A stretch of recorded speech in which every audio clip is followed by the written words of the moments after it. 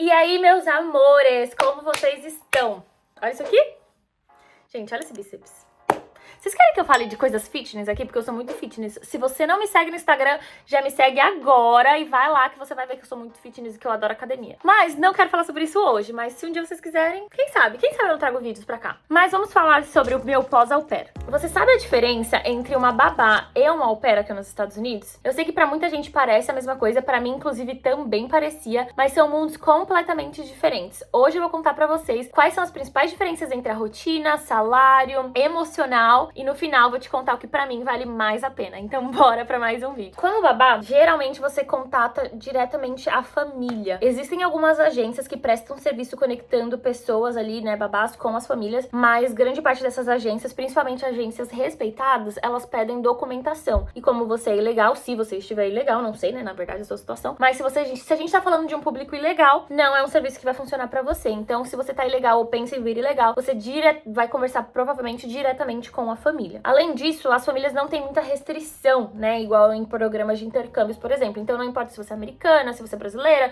se você é latina, não importa de onde você venha, você pode ser contratada. Você só precisa ter um bom serviço e a família gostar de você. Você pode morar ou não na casa dessa família. Então a gente tem uma coisa que aqui é muito comum, que é o live-in e o live-out, né? Que a gente chama. O live-in é quando você mora com a família, o live-out é quando você não mora. Se você é nova, se você é de outro país, se você saiu do au pair, o live-in pode ser uma boa opção. Você morar com a família pode ser uma boa opção. Ah, Joy, mas morar com a família, nananana. Gente, é um saco mesmo, tá? Não é fácil. Não é fácil morar com família, disse eu que morei quase 2 anos com famílias aleatórias. A questão é, pra você que tá começando, pode ser um bom caminho. Então, se a família é muito rica, né? Que aqui é muito comum, né? Famílias muito ricas. Se a família é muito rica, tem um quarto separado, ou um quartinho, uma meia casa separada. Tem muitas situações. E faz sentido pra você naquele começo, eu recomendo. Mas pra muitas meninas, principalmente pras meninas que saem do au pair, elas não gostam. Elas preferem o live-out porque é isso. Vive 2 anos ali com família, é um saco, você não tem privacidade, você quer viver, você quer sair do au pair e virar uma borboleta, e eu entendo porque é isso, a gente fica no casulo por muito tempo, mas dependendo da sua situação de grana, se você puder, se você conseguir um trabalho bom, faz sentido o live-out também, enfim. Gente, é muito de pessoa pra pessoa, não tem como dizer, mas isso existe aqui dentro da função de babá também, tá? Não é só no programa de au pair que você pode ou não morar com família. Não tem limite de idade, obviamente, os horários e os salários, eles são totalmente negociáveis, e você pode trabalhar em período integral ou parcial, o que aqui é muito comum, que a gente chama de full-time ou part-time. Eu, como pessoa, prefiro 1000 vezes o full-time, que é trabalhar pra uma família só, e você faz o seu dinheiro num lugar só, e você tem ali suas horas preenchidas num lugar só, com uma pessoa só. Mas tem pessoas que gostam, né, de fazer diferentes famílias, diferentes dias da semana, tem mais liberdade, mais qualidade de vida, dependendo da família, enfim. Depende muito, tá, gente? Aqui tem de tudo que vocês podem imaginar quando eu trabalho, se fala em babá, quando a gente fala de trabalhos como babá. Agora, por outro lado, a gente tem ali a pobre da au pair, né? Que a gente chama assim, a pobre da au pair. Que ela tem uma limitação de idade, então a gente pode vir entre 18 a 26 anos. Você tá participando de um programa cultural, né? Então tem ali algumas regras, você tá vivendo com uma família americana. Você tem que trabalhar no máximo, na verdade, não no mínimo, mas no máximo 45 horas por semana, tá? No seu contrato. Você recebe um valor de mil. Eu pensei em 1000, de $195. Não sei porque eu pensei em 1000. $195, algumas famílias arredondam ali pra $200 por semana. O que é, gente? A gente tá falando de $4 por hora. Gente, meu Deus do céu. Não vou reclamar, porque é isso. Eu não vou cuspir no prato que eu comi, né? Porque a gente chega aqui pobre, sem inglês, sem nada. A gente aceita o que tá vendo. Mas é isso. A gente ganha $4 por hora. O que é uma realidade totalmente diferente, já adiantando da babá, né? Você tem como au pair o direito ao curso, né? Que eu acho que eu já comentei em algum vídeo anterior. E ali o visto J1, que é uma segurança, né, de trabalho. Então você tá legalmente trabalhando. Então se acontecer alguma coisa, você tem como provar que você tá trabalhando, mas que você tá trabalhando legalmente. Quem quer trabalhar legalmente pra ganhar $200 por semana? Eu não sei, só as pobres das au pairs mesmo. Gente, eu falei que eu não vou cuspir. Tá bom, parei. Não vou ficar falando mal do programa, porque é isso, tem os seus lados positivos. Talvez eu até faça um vídeo falando sobre os lados positivos. Mas nesse vídeo vamos falar sobre os dois mundos, beleza?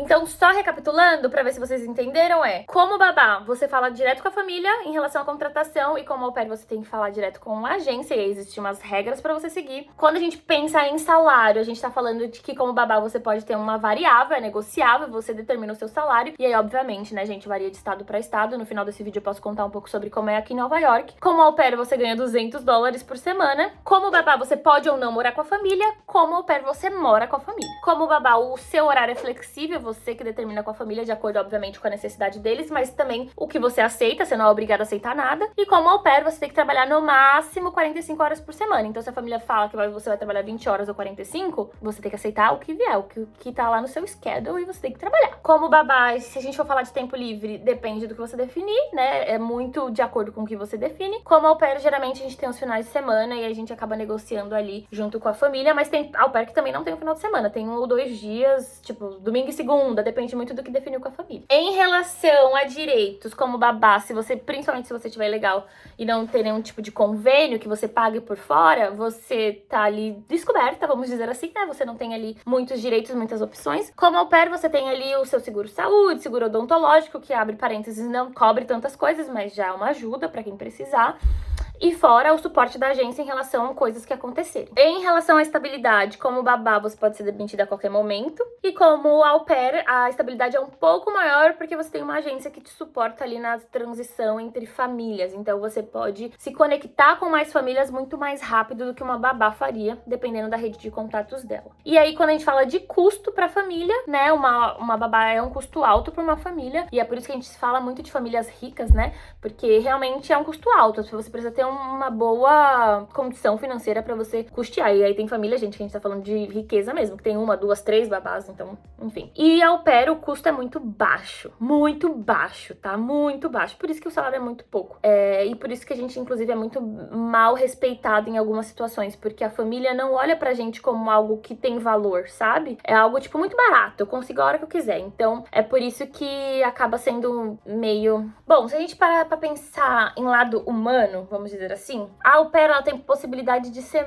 um pouco mais parte da família, dependendo da família que ela tiver. Então, ela mora com a família, ela vive a cultura. Eu tô tendo várias amigas que... Eu tô aqui há 2 anos e eu tenho várias amigas que estão se despedindo, porque é isso, acabaram o programa de au pair e estão indo embora. E eu vejo que lindo é a conexão que elas criaram e as despedidas. Então, isso pode acontecer. Não tem só coisas ruins no programa. Isso pode acontecer. E quando acontece, é lindo. Coisa que, como babá, você não tem muito. Geralmente, você tem uma vida um pouco com mais liberdade. Você vai, trabalha e depois vai embora. Se você mora com a família, você pode até gerar uma conexão um pouco maior, mas ainda assim não é como quando você é au pair. Além disso, a au pair, ela lida muito com as questões culturais, choque cultural, choque de realidade, a diferença entre países, né? Ela acabou de chegar. Já como babá, principalmente as pessoas que já estão como babá, já tem um inglês melhor, já entende um pouco mais do país, mesmo que você seja imigrante, mesmo que você esteja legal, já lida um pouco mais com as situações do dia a dia com um pouco mais de facilidade, já tem um pouco mais de jogo de cintura, vamos dizer que já é mais madura, vamos dizer assim. Eu vou falar minha opinião sincera, tá? Eu falo mal do programa de au pair, eu falo, gente, porque eu comi o pão que o diabo amassou. Mas, se eu parar pra pensar, se eu for realmente uma pessoa consciente de um todo, né? Porque é isso, a gente tem que tirar as coisas boas das coisas ruins. Foi muito bom pra mim. Eu acho que se eu viesse como Joy, não como au pair, e fosse fazer tudo que eu faço hoje, eu não conseguiria. Porque é isso, você vem sem inglês, você vem sem o jogo de cintura, você não sabe nada do país, você não sabe nada sobre a cultura, você não sabe nada sobre nada. Gente, eu tinha dificuldade de ir no mercado, eu não conseguia comprar coisas no mercado. Então, assim, como au pair, eu ganhei toda essa bagagem de conhecer o país, de conhecer a cultura, de aprender a falar inglês, de aprender a me comunicar, de aprender a me posicionar. Então, tudo isso, por mais que eu já tivesse cuidado de criança antes, por mais que eu tivesse uma formação em criança, por mais que eu fosse boa com criança, não é só sobre crianças, é sobre o todo. Então, sim, pra mim foi muito importante ser au pair. Mas, obviamente, como babá, você é muito mais respeitada, melhor vista, melhor remunerada.